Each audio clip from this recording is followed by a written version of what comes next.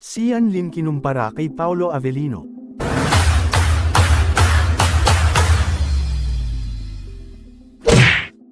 Pinuri ni Christy Fermin ang leading man ni Kim Chiu sa linlang na si Paolo Avellino habang nilibak niya ang boyfriend ng aktres na si Sian Lim. Sa Showbiz Now na napag-usapan ni Christy, Romel Chica at Wendell Alvarez ang posibilidad na magkatuluyan sa totoong buhay sina Kim at Paolo lalo na't napapabalita ring hiwalay na di umano ang Kimchi. Malakas yung karisma nung bata, Paolo. Alam mo yung mga lalaking tulad niya yung parang suplado na hindi naman suplado. Mailap na hindi naman mailap, ang lakas ng karisma no, ani Christy.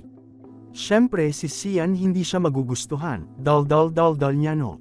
Napakasatsat, dagdag pa niya. Una nang binanata ni Christy at ng ilang netizen si Sian dahil sa paligoy-ligoy na sagot ng tanungin sa status ng relasyon nila ngayon ni Kim.